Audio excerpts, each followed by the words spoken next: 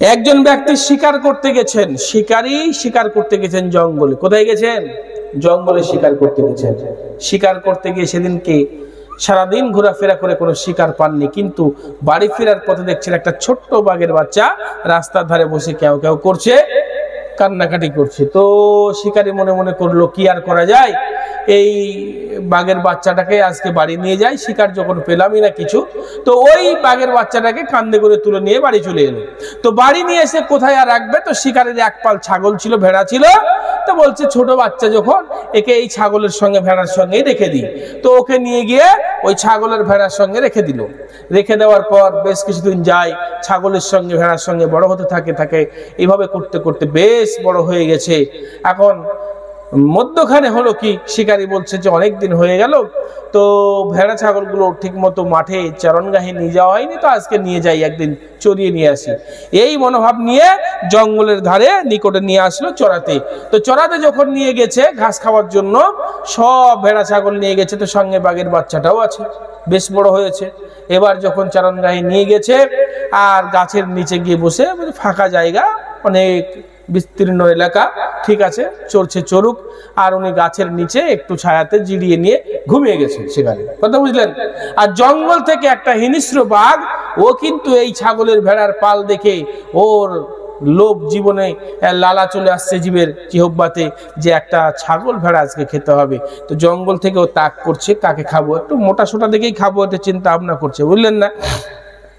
তো জঙ্গল থেকে হিংস্র বাঘ যে, সে এবার দৌড়িয়ে লাফ দিয়ে ধরছে।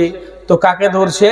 ধরার সময় ওই বাঘের বাচ্চাটা এখন নাদুস নুদুস হয়েছে, খুব হৃষ্টপুষ্ট হয়েছে, ওর ওপরেই ঝাঁপিয়ে পড়েছে। ও তো বুঝতে পারেনি, দূর থেকে দেখেছে, ওকে মোটা মনে করে, তাজা মনে করে ওর ওপরেই ঝাঁপ দিয়ে পড়েছে। যখন হাউ করেছে ঝাঁপ দিয়ে পড়েছে, যখন ধরে নিয়েছে, ধরার সঙ্গে সঙ্গে ও বুঝে নিয়েছে আরে কেমন হলো, ধরাও শেষ আর লাফ মেরে ছেড়ে দেওয়াও শেষ।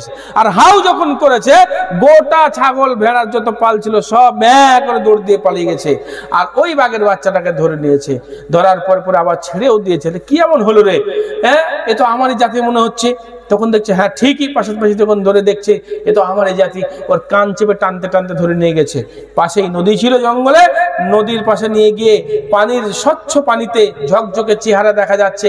ওকে বলছে আরে বেকুব, তুই যে ছাগলের সঙ্গে ভেড়ার সঙ্গে ছিলি, তুই তো আমার জাতি, আমি একবার হাউ করলাম আর সব পালিয়ে গেল, আর তুই ওইখানেই ছিলি, কি ব্যাপারটা বুঝি না, তুই কি কিছু বুঝতে পারিস না? দেখ আমার যেমন বড় বড় গোপ আছে তোরও গোপ আছে, আমার যেমন হাতে থাবা আছে তোরও থাবা আছে, আমার শরীরে যেমন দাগ তোর শরীরে সেমন দাগ, আমার যেমন দাঁতের তীক্ষ্ণতা তোর ওই দাঁতের তীক্ষ্ণতা, তুই দেখ একবার। ও কোনো কথা বলে না, চুপচাপ থাকে। তখন বলছে তুই একবার হাউ করতো, তো হাউ করতে গিয়ে প্যাঁ করে, কি করে, ম্যাঁ করে ছাগলের মতো। তখন ওই জঙ্গলের বাঘটা আফসোস করে বলছে হায় রে, এলো কাল গেল কাল, আর বকরিতে চাটে বাঘের গাল। কথা বুঝেন না? তখন বাঘটা বলছে এরকম আফসোস করে, আরে আমি একবার হাউ করে পড়েছি আর শত শত ভেড়া ছাগলের দল সব ম্যাঁ করে ডাক দিয়ে পালিয়ে গেছে, ময়দান ফাঁকা হয়ে গেছে, আর তুই সেই ভেড়ার মাঝে সেই ছাগলের মধ্যে থেকে তুই তোর নিজের গর্জন ভুলে গেছিস, ঐতিহ্য ভুলে গেছিস, আর তোকে হাউ করতে বলছি আর তুই ম্যাঁ করছিস। মুসলমান জাতি ছিল খালিদের জাতি, মুসলমান জাতি ছিল ওমরের জাতি, যে ওমরের এক গর্জনে বাঘ হরিণ পানি খেয়েছে এক ঘাটে, যে খালিদের টাইটেল ছিল সাইফুল্লাহ, হ্যাঁ, যে আল্লাহর তলোয়ার, যার কথা শুনলে পিলে চমকে যেত, যা আলী রাদিয়াল্লাহু তাআলা আনহু কয়েক মন আপনার ঢাল ব্যবহার করেছে, দরজা ব্যবহার করেছে যুদ্ধের ময়দানে, সেই জাতি তুমি, তোমার বীর পুরুষত্ব তোমার কোথায় গেল? তুমি কাপুরুষ হয়ে গেছো। তুমি আজকে অন্যের সঙ্গে মিশে চলতে চলতে তোমার নিজের ঐতিহ্য ভুলে গেছো, কৃষ্টি কালচার ভুলে গেছো, তুমি দিন ভুলে গেছো, তুমি আজকে বেদিন হয়ে গেছো, যার কারণে আজকে তোমার এই দশা। সারা দুনিয়াতে তোমার মার খাওয়া ছাড়া কোনো দশা নাই, উপায় নেই। তুমি ছাগলের সঙ্গে মিশে গেছো, তোমার ঐতিহ্য শেষ হয়ে গেছে। তুমি বাঘের জাতি ছিলে, সিংহের জাতি ছিলে, তোমার গর্জন আজকে শেষ। সম্মানিত সুধী, আজকে আমাদের পরিবেশ খারাপ হয়ে গেছে, আজকে আমাদের ঐতিহ্য আমরা নষ্ট করে ফেলেছি, আজকে আমরা আমাদেরকে চিনতে পারিনি, বুঝতে পারেনি, যার কারণে এই সমস্যা।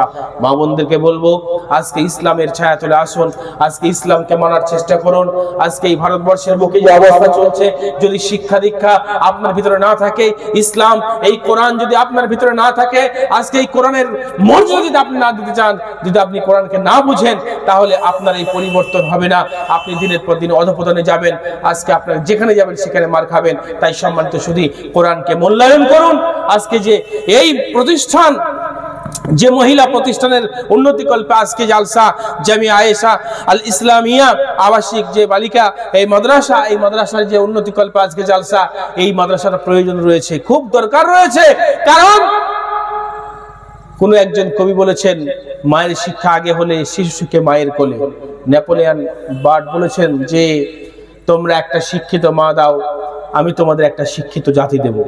কথা বুঝতে পারলেন? তো এই জন্য মার শিক্ষা খুবই জরুরি দরকার। এর আগে যে সাহাবা একরামদেরকে দেখেছেন, এর আগে যে ইমামদেরকে দেখেছেন, সেই ইমামদের মারা যারা সাইকুল হাদিস এর আগে ছিলেন, তাদের মারা একটু তাদেরকে লক্ষ্য করে দেখেন। ইমাম বুখারী রাহিমাহুল্লাহ তার মাকে দেখেন, ইমাম আহমদ হাম্বলের মাকে দেখেন। সম্মানিত সুধী, তাদেরকে দেখলে বুঝতে পারবেন যে তাদের মারা কেমন ছিল। মাদের শিক্ষা যদি আপনি না দিতে পারেন, মাদেরকে যদি আপনি সঠিক দিনের মধ্যে না নিয়ে আসতে পারেন, তাহলে সন্তান দিনের মধ্যে আসবে না, ইমানের মধ্যে আসবে না। এই জন্য প্রতিষ্ঠানের দরকার রয়েছে। এই প্রতিষ্ঠানকে আপনারা মূল্যায়ন করবেন, অর্থ দিয়ে মূল্যায়ন করবেন, বিবেক দিয়ে মূল্যায়ন করবেন, দিল থেকে ভালোবাসবেন। হাফিজুর রহমান ভাই কঠোর পরিশ্রম করে আজকে এই জায়গাতে নিয়ে এসেছেন প্রতিষ্ঠানটাকে। আপনারা তার পাশে থাকবেন, তাকে সুপরামর্শ দেবেন, অর্থ দিয়ে সহযোগিতা করবেন, ভালোবাসা দিয়ে সহযোগিতা করবেন। আর সর্বোপরি আপনারা জ্ঞান অর্জন করুন। নারী পুরুষ প্রত্যেকে জ্ঞান অর্জন করতে হবে, ইসলামী জ্ঞান অর্জন করতে হবে, দুনিয়াবী জ্ঞান অর্জন করতে হবে। সমান্তরালে আমাদেরকে উভয় জ্ঞান অর্জন করে পৃথিবীর বুকে শ্রেষ্ঠ থেকে শ্রেষ্ঠ জায়গায় পৌঁছানোর চেষ্টা করতে হবে।